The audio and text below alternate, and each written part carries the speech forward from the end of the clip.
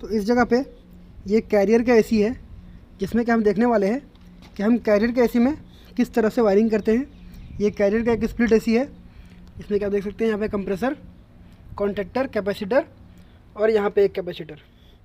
तो अभी हम देखेंगे कि अगर हमें डायरेक्ट वायरिंग करना पड़े ड्राइंग को देखकर, तो ड्राइंग को देखकर हम किस तरह से वायरिंग करते हैं और कैरियर एसी का वायरिंग किस तरह से होता है, आज हम वो सब चीज़ इस वीडियो में देखने वाले हैं। तो ये कैरियर का कवर है जो कि कंप्रेसर का साइड कवर है। तो अब मैं आपको दिखाता हूँ कि इसमें कितने पार्ट्स लगे हुए हैं, उसके बाद में आपको इसके सारे कनेक्शन बताऊँगा कि हम इस ड्राइंग को देखकर डायरेक्ट बिना भी किसी, अगर कोई वायर कहीं पे कनेक्ट नहीं भी है और हमारे पास सिर्फ ड्राइंग है, तो हम किस तरह से ड्राइंग को फॉलो करेंगे और सिस्टम में वायरिंग करेंगे। तो सबसे पहले मैं आपको पार्ट्स बता दूं। यहाँ पे एक कैपेसिटर है जो कि कंप्रेसर के लिए है, ये एक कैपेसिटर है जो कंडेंसर मोटर के लिए है, कॉन्टैक्टर जो कंप्रेसर के लिए है। उसके बाद नीचे की तरफ में ये यहाँ पे लगा हुआ है एक LP switch, low pressure switch, और इसके अंदर साइड पे लगा हुआ है ये एचपी स्विच। एलपी स्विच आप देख सकते हैं यहाँ पे ये सक्शन लाइन पे लगा हुआ है, जो मोटा पाइप है ये सक्शन लाइन है और ये पतला पाइप डिस्चार्ज लाइन है। तो ये हो गया सक्शन लाइन। सक्शन लाइन पे ये एलपी स्विच कनेक्टेड है और जो एचपी स्विच है वो कनेक्टेड है डिस्चार्ज लाइन पे। देखिए ये जो पाइप गया है, ये पाइप नीचे जाकर फिर बेंड होकर ऊपर आया है, जिससे कनेक्टेड है एचपी स्विच। अब यहाँ पे किस तरह से वायरिंग किया गया है एचपी स्विच और एलपी स्विच का, वो सब आज हम इस वीडियो में देखने वाले हैं। तो हम स्टार्ट करेंगे ड्राइंग से और मैं आपको 1 बाय 1 सभी वायरिंग के बारे में बताने वाला हूँ। तो सबसे पहले जब अगर हम ड्राइंग को फॉलो करते हैं तो यहाँ से देखिए पहले मेन पावर सप्लाई आया है लाइन और न्यूट्रल। तो इस जगह पे डिस्कनेक्ट स्विच है जिससे कि लाइन और न्यूट्रल आया है मेरे इस पॉइंट पे। देखिए कहाँ पे लाइन न्यूट्रल है, यहाँ पे जो पॉइंट है ये लाइन और न्यूट्रल का पॉइंट है। लाइन और न्यूट्रल जो कि आया है इस जगह से होते हुए ये डिस्कनेक्ट स्विच से आया है। वीडियो थोड़ा लंबा हो सकता है, पर अगर आप वीडियो को पूरा देखेंगे तो आपको इसकी वायरिंग करने में बहुत ज़्यादा इजी होगी। अब इस जगह पे लाइन और न्यूट्रल आने के बाद इस लाइन से आप देख सकते हैं इस लाइन पे यहाँ से एक लाइन ऊपर आया और ये इधर जाकर ये आर पे कनेक्ट हो गया और एन से एक वायर ऊपर आया और ये आगे जाकर सी पे कनेक्ट हो गया। तो न्यूट्रल, लाइन और न्यूट्रल दोनों एक दूसरे से लूप होकर इस जगह पे आके आर और सी में पावर गया, जो कि चले गया आर और सी इंडोर के टर्मिनल बॉक्स में। टी बी मतलब टर्मिनल बॉक्स, यहाँ पे देख सकते हैं, मैं जूम कर देता हूँ। टी बी ऊपर लिखा हुआ टी बी टर्मिनल ब्लॉक। तो ये इंडोर के टर्मिनल ब्लॉक पे पावर सप्लाई चले गया। अब यहीं से लाइन और न्यूट्रल जो मेन आया था उसी जगह से पावर इंडोर में गया। अब इसी लाइन और न्यूट्रल से 2 वायर आउट हुआ और आकर कॉन्टैक्टर पे इन हो गया। यहाँ पे कॉन्टैक्टर है 2 पोल का। अब देखिए इस जगह पे लाइन और न्यूट्रल,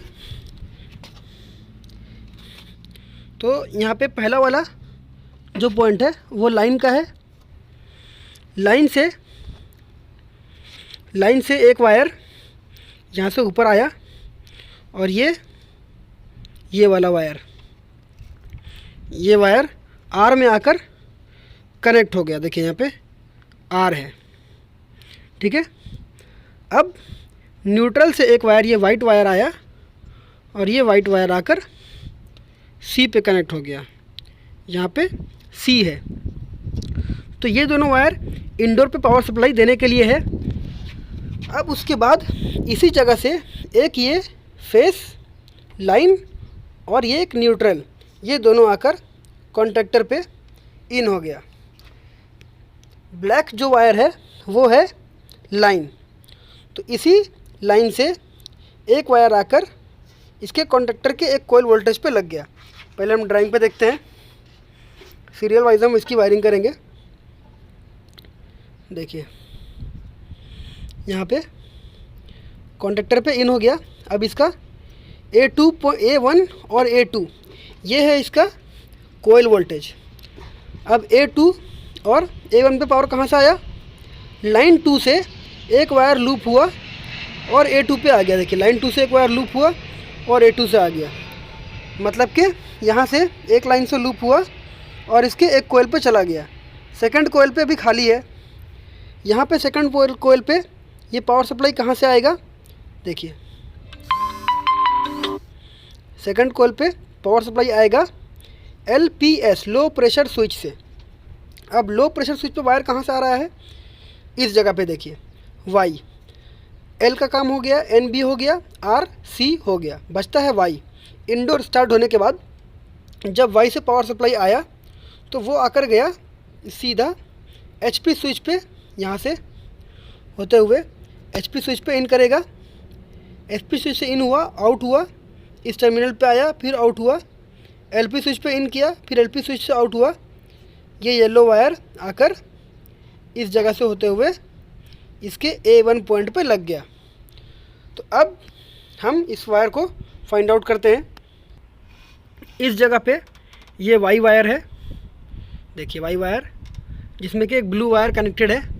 अब ये Y वायर ऊपर से जब आउट होता है तो ये है येलो कलर का वायर। देखिए ये येलो वायर से पावर सप्लाई जो इंडोर से आ रहा है वो इस पे आया। यहाँ से आने के बाद ये इस ब्लैक वायर पे आया, इस ब्लैक वायर पे, ये वाला जो ब्लैक वायर है इस पे आने के बाद वो यहाँ से होते हुए इस वायर से इंसुलेशन के अंदर से होते हुए ये जाएगा उस HP स्विच पे। HP स्विच से रिटर्न आने के बाद ये वायर यहाँ से रिटर्न आएगा और आएगा ऊपर वाले ब्लैक वायर पे। ब्लैक वायर पे आने के बाद ये रेड से फिर टर्न होगा। टर्न होने के बाद इस ब्लैक वायर पे जाएगा जो ऊपर का ब्लैक वायर है। ऊपर के ब्लैक वायर से ये फिर नीचे जाकर ये आ जाएगा इस LP स्विच से। LP स्विच से फिर ये वायर आउट करेगा और पावर सप्लाई इस कनेक्टर से होते हुए इस येलो वायर पे आएगा।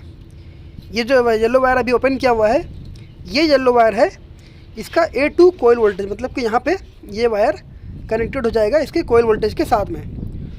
अब इसी जगह से T1 और T2 यहाँ से एक लाइन डायरेक्ट कंप्रेसर में चला गया कॉमन, और एक लाइन यहाँ पे आकर कैपेसिटर में इन होगा। कैपेसिटर से आउट होकर रनिंग पे जाएगा और कैपेसिटर से ही स्टार्टिंग पे जाएगा। तो यहाँ पे देखिए, यहाँ पे अभी दो वायर है।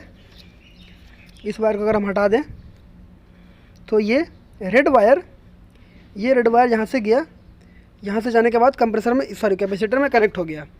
और ब्लैक वायर देख सकते हैं कि डायरेक्ट यहाँ से आया और ये सीधा कंप्रेसर के कॉमन पॉइंट पर चला गया। अब यहाँ पे रेड वायर जब कनेक्ट हुआ कनेक्टर से आकर, उसी के रेड के साथ में ये एक दूसरा रेड कनेक्ट होगा जो कि जाएगा कंप्रेसर के रनिंग पॉइंट पे, और इसके साथ में कनेक्ट होगा कंप्रेसर का स्टार्टिंग पॉइंट जो कि इस जगह पे है। ये जो वाइट वायर है ये कंप्रेसर का स्टार्टिंग पॉइंट है। ये कंप्रेसर के स्टार्टिंग पॉइंट पे चला जाएगा इसके टर्मिनल बॉक्स पे। अब हम आगे देखते हैं। अब यहाँ पे जो कंडेंसर मोटर का जो वायरिंग है वो थोड़ा डिफरेंस है इस जगह पे। वो किस तरह से है, देखिए यहाँ पे T1 और T2 से पावर आएगा और नंबर 4 और 3 नीचे में देख सकते हैं, लास्ट में नंबर 4 और 3 है। यहाँ से डायरेक्ट पावर इन करेगा कंडेंसर मोटर में, और दो वायर आएगा इस FMC फैन मोटर कैपेसिटर। देखिए यहाँ पे लिखा हुआ है FMC फैन मोटर कैपेसिटर। यहाँ से दो वायर आउट होगा। ये कैपेसिटर में कोई भी पावर सप्लाई नहीं जाएगा। यहाँ से इंटरनल जो मोटर का अंदर का वाइंडिंग है उसी से कैपेसिटर के एक पॉइंट पे पावर सप्लाई चला जाएगा जो कैपेसिटर का रनिंग पॉइंट होगा। अब यहाँ से येलो वायर एक आएगा, ये मोटर में जाएगा, और एक ऑरेंज वायर आएगा जो कि नंबर 1 और नंबर 2 पे जाएगा। देखिए नंबर 1 पे जो पावर सप्लाई आया है वो आया है ऑरेंज, और येलो आया है नंबर 2 पे, जो कि डायरेक्ट इन कर रहा है मोटर पे। तो इसके मोटर पे 4 वायर जाएगा, वाइट, ऑरेंज, ब्लैक और येलो। देखिए एक वायर यहाँ से गया येलो, एक वायर ब्लैक, एक वायर ऑरेंज जो कि सीधा टीपी में जा रहा है, और एक वायर वाइट। टीपी क्या है यहाँ पे देख सकते हैं, थर्मल प्रोटेक्टर, जो कि इनबिल्ट है इधर में थर्मल प्रोटेक्टर। तो एक वायर इसके लिए जा रहा है। तो इसका जो कॉमन रनिंग स्टार्टिंग है वो इसके अंदर में ही इसका वाइंडिंग उस तरह से किया होता है। यहाँ पे कनेक्शन मैं आपको दिखा देता हूँ। देखिए इसी जगह से आप देख सकते हैं कि एक ये ब्लैक वायर और ये एक वाइट वायर इस जगह से आया, ब्लैक वायर इस जगह से आया। आने के बाद ये दोनों एक कनेक्टर पे इन करता है। इन करने के बाद ये ब्लैक वाइट वायर और ये ब्लैक वाइट वायर यहाँ पे आया, ये इस वायर के अंदर से होते हुए चला जाएगा कंडेंसर मोटर में, और उसी के साथ में एक ऑरेंज और एक येलो वायर आएगा जो कि ऊपर के कनेक्टर से होते हुए ये ऑरेंज और ये येलो यहाँ से होते हुए ये ऑरेंज और येलो चला जाएगा कंडेंसर मोटर में।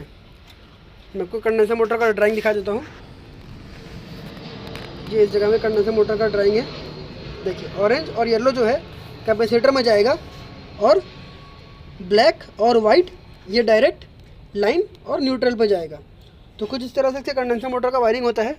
अब ड्राइंग पे हमारे पास एक और चीज़ है CCH, जिसे हम कहते हैं क्रैंकेस हीटर। यहाँ पे देखिए मैं आपको दिखाता हूँ CCH, ये CCH क्रैंकेस हीटर।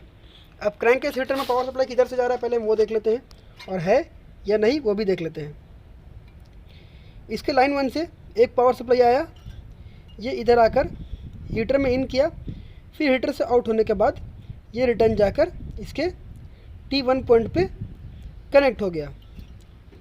देखिए T1 पे जाकर रिटर्न कनेक्ट हो गया। ठीक है, मतलब कि ये एक सीरीज़ लाइन पे CCH क्रैंकेस हीटर कनेक्शन किया जाता है, पर ये एडिशनल है। हम इसको लगाना चाहें तो लगा सकते हैं, नहीं लगाना चाहें तो नहीं भी लगा सकते हैं। चलिए हम देख लेते हैं कि इस एसी में ये क्रैंकेस हीटर है या नहीं है। तो क्रैंकेस हीटर कहाँ पे इंस्टॉल होता है वो मैं आपको बता दूं। क्रैंकेस हीटर इसके बेस पे इंस्टॉल होता है इस जगह पे, पर यहाँ पे कोई क्रैंकेस हीटर नहीं यूज़ किया गया है, जिसके लिए हमें यहाँ पे कोई भी वायर या कोई हीटर यहाँ पे नहीं है। रिंग की तरह होता है एक हीटर जो कि इसके बेस पे इंस्टॉल किया जाता है। और अगर हमें कनेक्शन करना होता तो हम इस लाइन 1 से एक लाइन आउट करते, जो कि इसके हिसाब से है, ड्राइंग के हिसाब से लाइन 1 से हम आउट करेंगे और T1 पे इन करेंगे। तो लाइन 1 से हम एक वायर आउट करते इसके आउटसाइड के पॉइंट से, और घुमाकर CCH से होते हुए लाइन रिटर्न आता और ये T1 पे आकर ख़त्म हो जाता। तो कुछ इस तरह से हम कैरियर सिस्टम का वायरिंग करते हैं। उम्मीद करता हूँ आपको वीडियो अच्छी लगी होगी। अगर वीडियो अच्छी लगी हो तो वीडियो को लाइक करें, चैनल को सब्सक्राइब करें और बेल आइकन को ज़रूर प्रेस करें, ताकि मेरे आगे आने वाली वीडियो की अपडेट आप तक ज़रूर पहुँचे। Thank you.